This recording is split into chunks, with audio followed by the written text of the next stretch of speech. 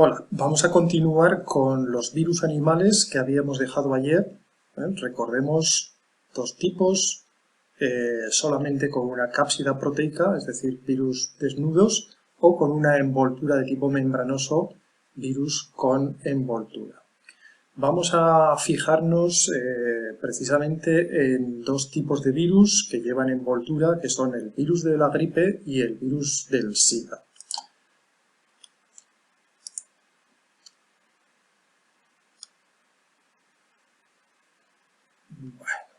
Empezamos entonces desde la diapositiva actual.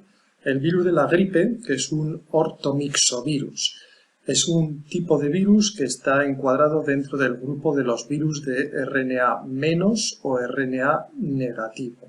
Es un RNA de cadena sencilla y el término RNA negativo significa que para conseguir los RNAs mensajeros con la información para producir proteínas, hay que utilizar el RNA vírico menos como molde para hacer una copia de RNA positivo, que sería el RNA mensajero.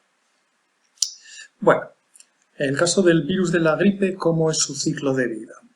Tendríamos aquí el virión, es decir, la partícula infectiva, con RNA en su interior, una cápsida proteica y una envoltura membranosa que contiene una serie de glicoproteínas que son las que le permiten unirse a receptores de la membrana plasmática de la célula a la que va a infectar. La unión de estas glicoproteínas a los receptores hace que se produzca una invaginación en la membrana plasmática y por endocitosis el virus entra al interior de la célula. Una vez en el interior, esa envoltura se deshace, también la cápsula de proteínas que recubre al RNA y el RNA queda liberado entrando a través de los poros nucleares dentro del núcleo celular. Bien, ese RNA, ¿qué es lo que va a hacer dentro del núcleo celular? Va a hacer copias de RNA mediante una RNA polimerasa dependiente de RNA, que el propio virus, puesto que esta es una proteína que no existe en las células, el propio virus lleva ya esa proteína enzimática. Es lo que denominamos una RNA replicasa, es decir, hace copias de RNA a partir de un molde de RNA. Recordemos que esto es un proceso que solamente realizan los virus. Las células no replican el RNA. El RNA solamente se obtiene a partir de moldes de ADN. Pero en este caso, la RNA replicasa fabrica copias de RNA mensajero y copias de RNA del propio virus mediante esa enzima RNA replicasa. Bien, las copias de RNA, que serán RNAs mensajeros, salen del núcleo y son traducidas por los ribosomas celulares. Se fabrican entonces toda una serie de proteínas víricas que pueden seguir dos caminos diferentes. O bien empaquetadas a través del aparato del retículo endoplasmático y del aparato de Golgi, llegan y se incorporan a la membrana de la célula, que serían precisamente las glicoproteínas, la neuraminidasa, que permite la entrada del virus dentro de las células. Entonces, por un lado, tendríamos proteínas que se empaquetan y se unen a la membrana celular, y por otro lado, proteínas que vuelven otra vez al núcleo celular y que junto con las copias de RNA que se han producido se ensamblan para producir las nuevas partículas víricas. Una vez producido el ensamblaje, esas partículas víricas salen del núcleo y por exocitosis se desprenden de la célula hospedadora, de la célula infectada, junto con la envoltura membranosa con las glicoproteínas características del propio virus. Bien, aquí tenemos un vídeo en la presentación. Vosotros podéis ver un vídeo que explica de una forma muy gráfica y con imágenes bastante impactantes cómo se produce la infección por el virus de la gripe y su expansión al medio exterior y a nuevas personas infectadas. En cuanto al virus VIH, virus de inmunodeficiencia humana, que es el que causa la enfermedad del SIDA, es un retrovirus. Un retrovirus significa que es un virus que lleva también su genoma en forma de ARN, pero cuando infecta a las células humanas, en este caso células del sistema inmunitario, lo que hace es copias de ADN a partir de un molde de ARN. Es otro proceso que tampoco existe en las células, solamente lo realizan los virus, gracias a una enzima, que es la transcriptasa inversa, que también lleva el virus en su interior. Del mismo modo que hemos visto antes, el virus del VIH lleva una cápsula proteica y una envoltura con una serie de proteínas que le permiten unirse a receptores celulares y así se produce la entrada dentro de la célula infectada mediante endocitosis. Se elimina la cubierta proteica y el ARN del virus, mediante su propia transcriptasa inversa, hace copias de ADN. Primero se crea una cadena sencilla de ADN, con lo cual tendríamos un genoma o un ácido nucleico mixto, con una cadena de ARN y otra de ADN, y finalmente se haría otra cadena de ADN, con lo cual tendríamos al final una cadena doble de ADN que entra en el núcleo celular y se integra en un cromosoma del núcleo celular mediante una proteína que es la integrasa y que también forma parte del propio virus.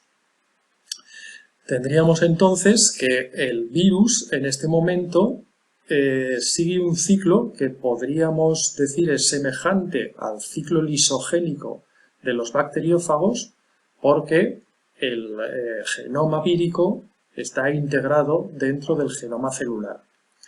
Así puede permanecer durante mucho tiempo, digamos, en estado latente, sin que haya manifestaciones de la enfermedad, pero el genoma vírico se está transmitiendo mediante la división celular de una célula a las células hijas de la siguiente generación. En un momento dado se produce también una especie de inducción, es decir, el ADN vírico se activa y a partir de él se producen ARNs mensajeros y ARNs virales. Los ARNs mensajeros serán traducidos por los ribosomas celulares para producir todas las proteínas víricas que finalmente se empaquetan junto con las copias de ARN viral, se ensamblan y se desprenden al exterior las nuevas partículas víricas dispuestas a infectar a otros leucocitos. Como sabéis, el VIH produce la enfermedad del SIDA y las consecuencias de esta enfermedad es la muerte, la destrucción de células del sistema inmunitario, con lo cual el enfermo de SIDA realmente lo que le ocurre es que está indefenso frente a otras infecciones porque está perdiendo su barrera defensiva del sistema inmunitario, con lo cual está muy expuesto a cualquier infección y a que cualquier infección que otra persona superaría de una forma más o menos sencilla, pues pueda convertirse en una enfermedad grave para estos individuos. Los mecanismos de lucha contra el SIDA están fundamentalmente basados en la inhibición de las proteínas específicas del virus, como por ejemplo la transcriptasa inversa o la integrasa. Los medicamentos que se utilizan consiguen inhibir, dejar de hacer que no sean funcionales estas proteínas y por lo tanto el ciclo de vida del virus queda cortado, mientras que no afecta al funcionamiento general de nuestras células porque son procesos exclusivamente víricos. Bueno, una vez vistos estos dos virus,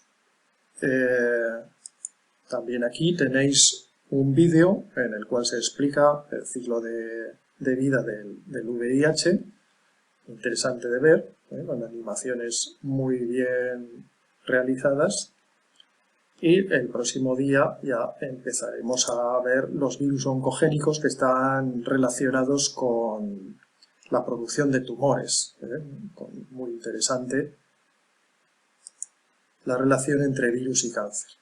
Solamente terminar hoy comentando cuáles son los principales productos farmacéuticos que nos permiten combatir y superar las enfermedades producidas por infecciones de bacterias y por infecciones de virus. Es muy importante recordar que los antibióticos son productos farmacéuticos exclusivamente para luchar contra enfermedades bacterianas.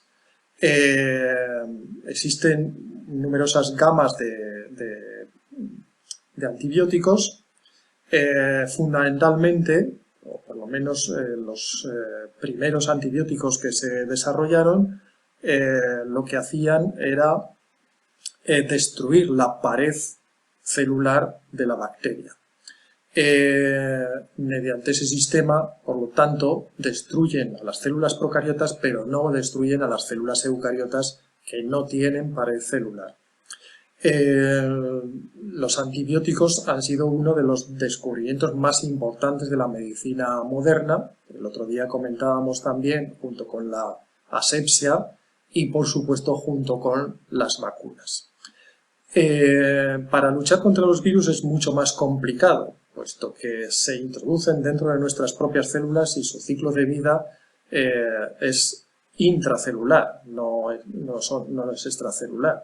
Existen retrovirales y otros productos farmacéuticos, como el interferón, que tienen una cierta eficacia, pero no una eficacia 100%, una cierta eficacia en la lucha contra las enfermedades víricas.